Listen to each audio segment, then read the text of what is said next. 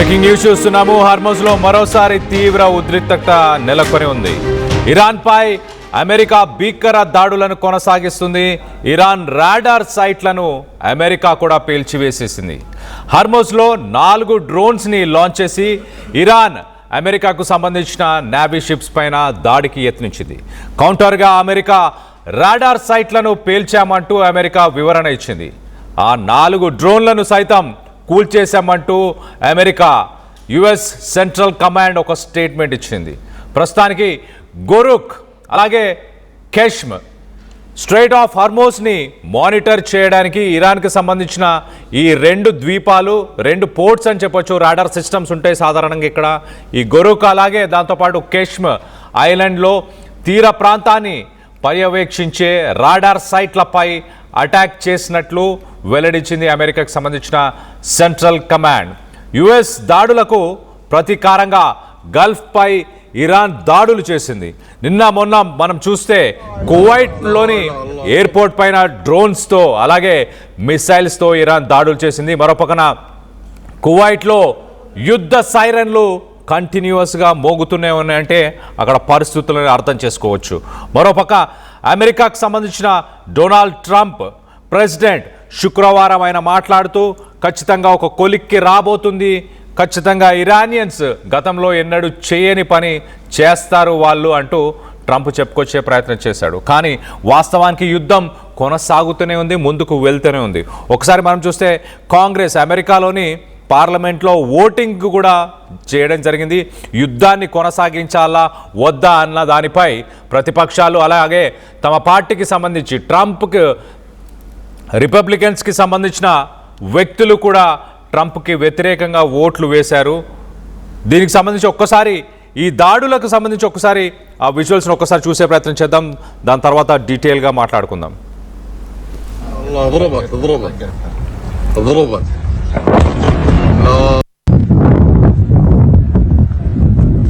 ضربت لا اله الا الله ضربت ضربت لا اله الا الله لا اله الا الله طقت الكهرباء. Right, మనం విజువల్స్లో చూస్తున్నాం. చాలా క్లియర్గా రాత్రి తెల్లవారుజాము సమయంలో దాడులు నిర్వహించింది అమెరికా. కొన్ని టవర్స్ లాగా దాంట్లో కనిపిస్తున్నాయి. ఆ టవర్స్ని ఆ రాడార్ సిస్టమ్స్ని కూల్చేశామంటూ అమెరికన్ సెంట్రల్ కమాండ్ చెప్పుకొచ్చింది. ఐలాండ్ పరిసర ప్రాంతాల్ని మరి ముఖ్యంగా స్ట్రైట్ ఆఫ్ హార్మోజ్ని మానిటర్ చేయడానికి, స్ట్రైట్ ఆఫ్ హార్మోజ్ని డిఫెండ్ చేయడానికి ఇరాన్ ఈ రాడార్ సిస్టమ్స్ని యూజ్ చేస్తుంది.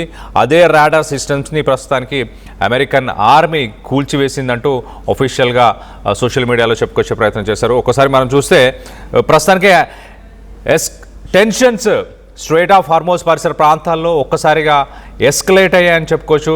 నిన్న మొన్న మనం చూస్తే కువైట్ మెయిన్ ఎయిర్పోర్ట్నే డైరెక్ట్గా టార్గెట్ చేస్తూ, ఆ టెర్మినల్ని టార్గెట్ చేస్తూ ఇరాన్ డ్రోన్స్తోని విరుచుకుపడింది. ఆ దాడిలో ఒక వ్యక్తి కూడా చనిపోయారు, పలువురు గాయపడడం కూడా జరిగింది. మొత్తం మీద పరిసర ప్రాంతాల్లో ఉన్న ఒక ఎయిర్ ఫీల్డ్ని కూడా ఇరాన్ డ్రోన్స్తో అటాక్ చేసి డిస్ట్రాయ్ చేసే ప్రయత్నం చేసినట్టు తెలుస్తుంది. మరో పక్కన ట్రంప్ శుక్రవారం ఆయన ఒక స్టేట్మెంట్ ఇచ్చారు. చాలా క్లియర్గా ఆయన ఇచ్చిన స్టేట్మెంట్లో ఒకసారి మనం చూస్తే నిన్నటి statement, the situation with Iran seems to be going quite well. ఇరాన్తోని situation is going quite well అంటే బాగానే కొనసాగుతుంది. మేము ఖచ్చితంగా ఈ యుద్ధంలో నుంచి బయటికి తొందరలోనే వచ్చేస్తున్నాము.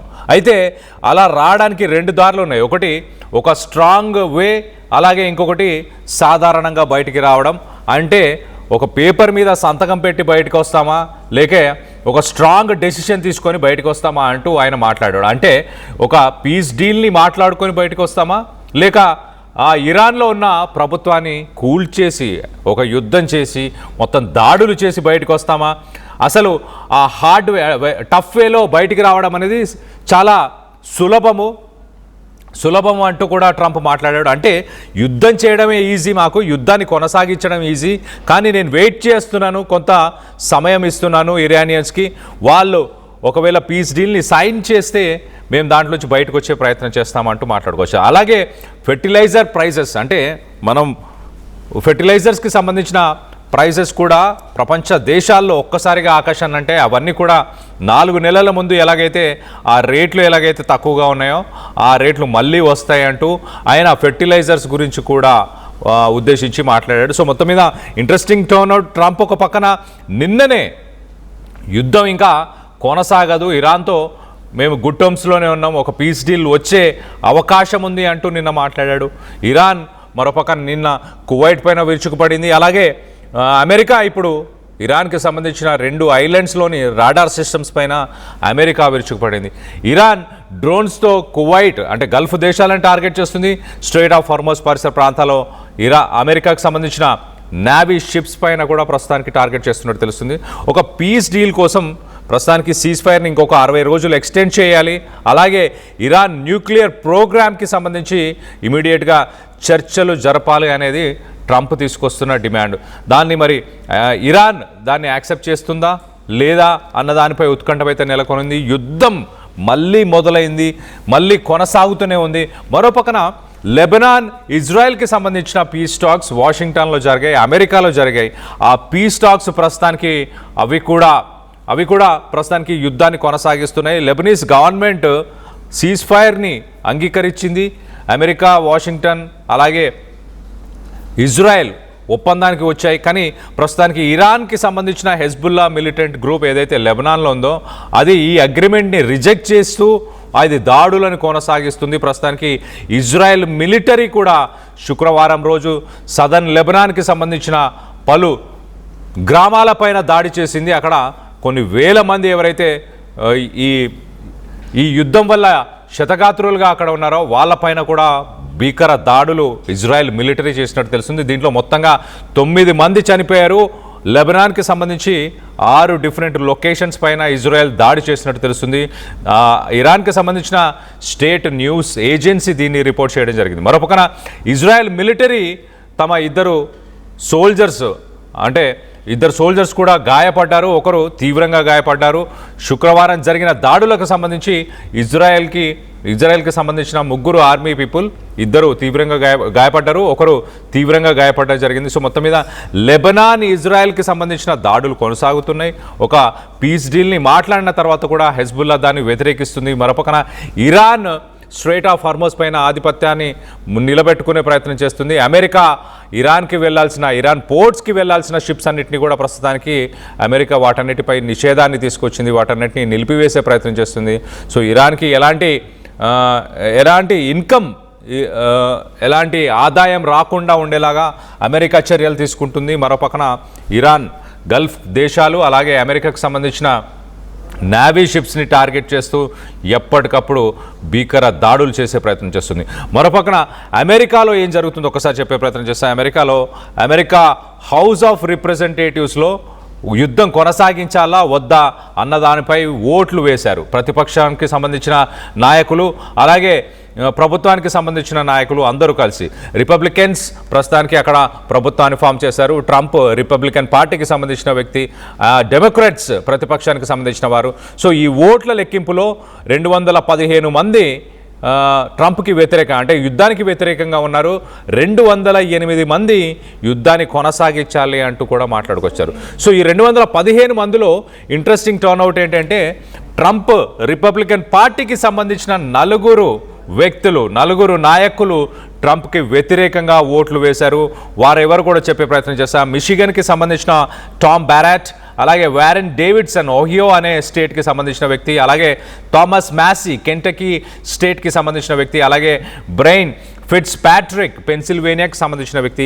ఈ 4 రిపబ్లికన్స్ తమ పార్టీ లైన్స్ని దాటుకొని మరి యుద్ధానికి వ్యతిరేకంగా ట్రంప్ తీసుకుంటున్న నిర్ణయాలకి వ్యతిరేకంగా ఓటు వేశారు. మరి రానున్న మిడ్ టర్మ్ ఎలక్షన్స్లో ఇదే కొనసాగబోతుందా?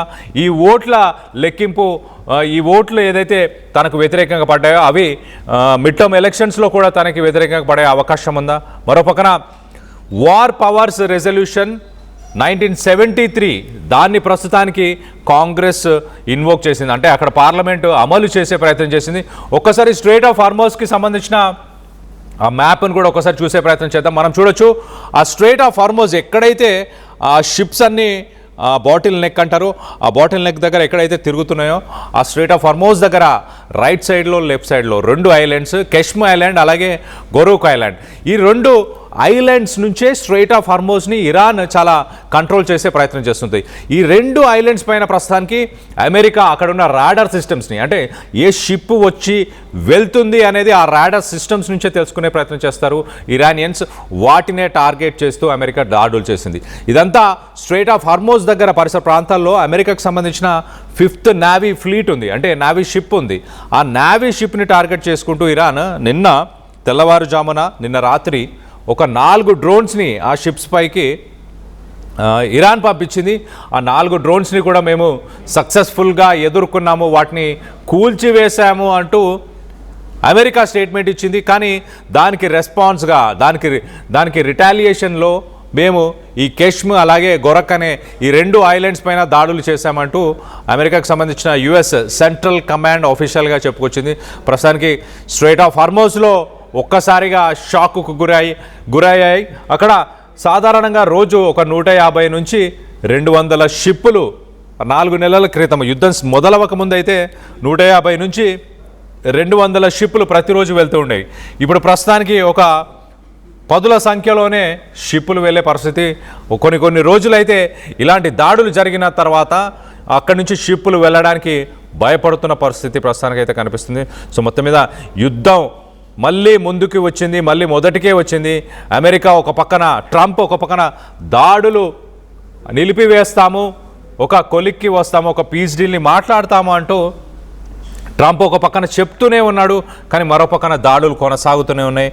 లెబనాన్, ఇజ్రాయెల్కి సంబంధించిన దాడులు కూడా ఒకసారి చూస్తే సీజ్ ఫైర్ ఒప్పందానికి వాషింగ్టన్, అమెరికాలోనే ఒప్పందం మాట్లాడుకున్న తర్వాత ప్రస్తుతానికి హెజ్బుల్లా గవర్నమెంట్ తీసుకున్న ఆ అగ్రిమెంట్ని వ్యతిరేకిస్తూ దాడులను కొనసాగిస్తుంది. ఇజ్రాయెల్ కూడా దాడులను కొనసాగిస్తుంది. మరోపక్కన ఇరాన్ గల్ఫ్ దేశాలపైన, మరి ముఖ్యంగా కువైట్ లాంటి దేశాలపైన దాడులను కొనసాగిస్తూ వస్తుంది. సో రానున్న రోజుల్లో ఏం జరగబోతుంది, ట్రంప్ మాటలని మీరు నమ్ముతున్నారా లేదా అన్న దానిపై మీ అభిప్రాయాలు ఏంటనేది కింద కామెంట్ రూపంలో తెలియపరచండి.